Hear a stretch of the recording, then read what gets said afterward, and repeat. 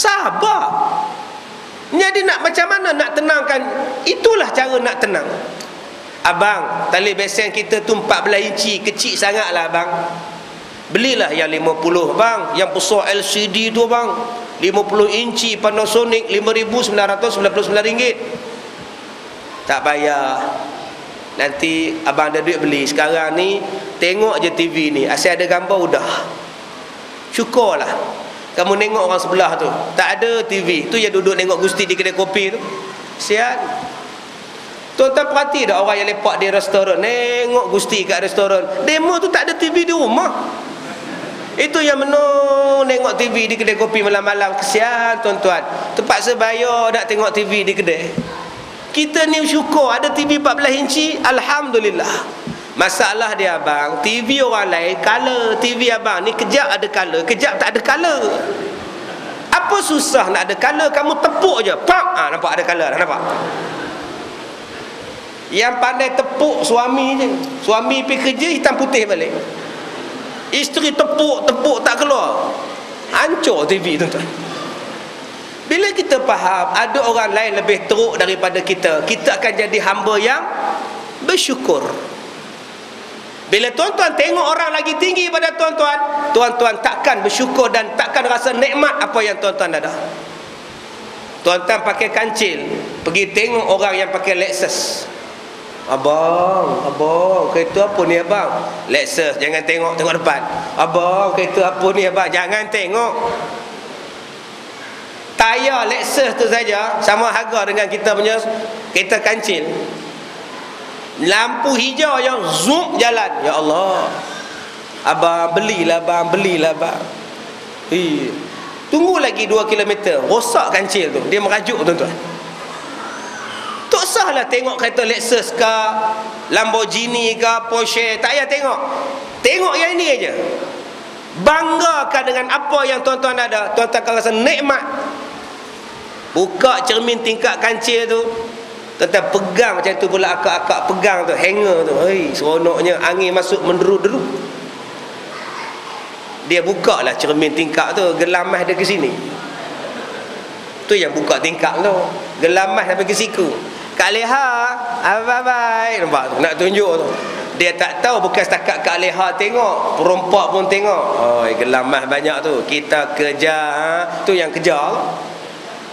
Sekarang ni orang perempuan dilema, susah. Tak pakai barang mas, simpan di rumah pun susah.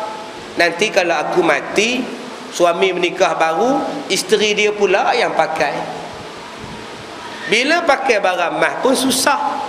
Nanti aku pakaikan kena rompak pula. Pakai salah, tak pakai salah, jadi semua serba salah.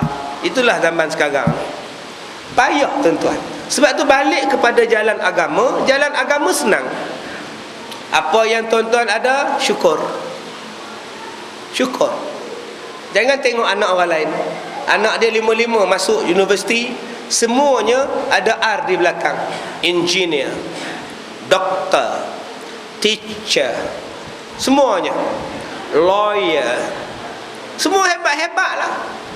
Semua hebat-hebat tuan-tuan. Satu lagi pengurus kilang Goodyear. Semua ya di belakang. Janganlah tuan-tuan duk bandingkan anak dia berjaya. Syukurlah anak tuan-tuan. Seorang kerja kilang, seorang kerja sendiri, seorang kerja car wash, seorang jadi cikgu, seorang jadi kerani. Syukurlah. Dengan sebab dia kerja kilang, dia tak pergi jauh-jauh, dia duduk dalam rumah kita. Dengan sebab dia kerja car wash, depan tu je kedai dia. Apa-apa hal senang berlaku, dia ada je basuh kereta kat depan tu. Anak kita seorang lagi jadilah kerani syarikat swasta tu, senang hidup dia, dekat je, suami dia depan rumah tengah ustaz. Tapi anak-anak orang yang berjaya-berjaya, mana ada tinggal dia seorang dengan suami dia. Doktor, di mana? Johor Bahru. Engineer, di mana engineer? Terengganu. Teacher di mana? Sabah. Kilang Goodyear di mana? Kemunting. Lah siapa nak jaga dia malam-malam? Man, mak sakit kepala man, makan Panadol mak. Ti baliklah kejap ti. mak sakit ni, tak dapatlah balik, mak sibuk. Tuan-tuan tahu tak, kadang-kadang anak yang tak lulus SPM itulah yang akan tolong tuan-tuan. Tapi kita tak bangga. Kita bangga dengan yang dapat ijazah. Ini anak-anak kamu, Sin. Ni anak sulung aku, kerjanya apa nama, lawyer.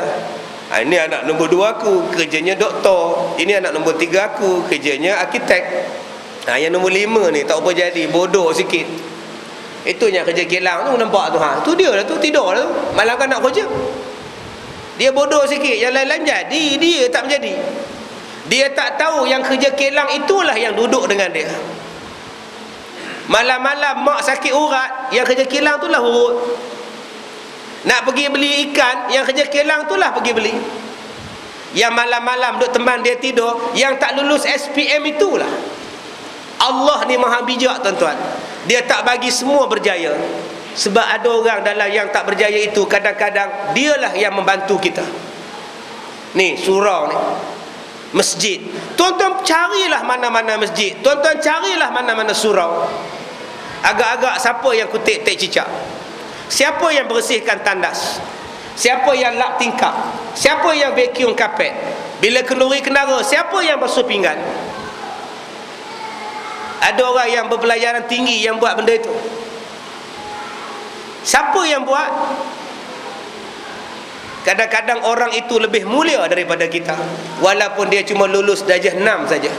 Tuan-tuan pergilah masjid mana-mana pun, akan ada orang macam itu. Yang pegawai dah balik, yang pengarah dah balik, yang pengurusi dah balik, dia masih lagi basuh pinggan. Dia buang baju, dia buang kain pelekat, tinggal sependa je dia basuh pinggan tuan-tuan. Nama dia Tok Siak.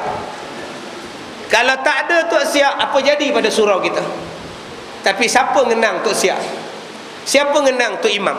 Siapa yang ngenang Tok Bilal? Kadang-kadang untuk demo ni allowance RM70 je, RM80 je Tok Siak, sian Tok Siak. Imam RM200 je.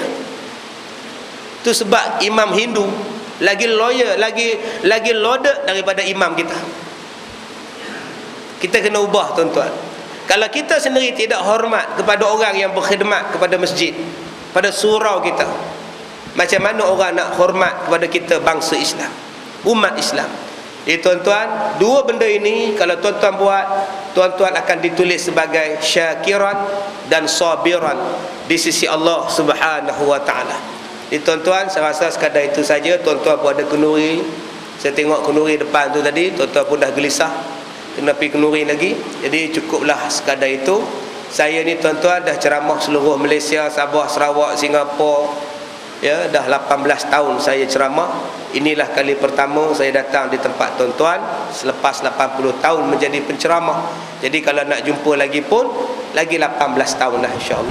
Tuan-tuan jemputlah lagi ya, 18 tahun dari sekarang. Jadi saya dah jamak, saya dah sembahyang jamak maghrib dan isyak, saya nak balik. Saya minta maaf jika terkasar bahasa. Wabillahi taufiq wal hidayah. Assalamualaikum warahmatullahi wabarakatuh.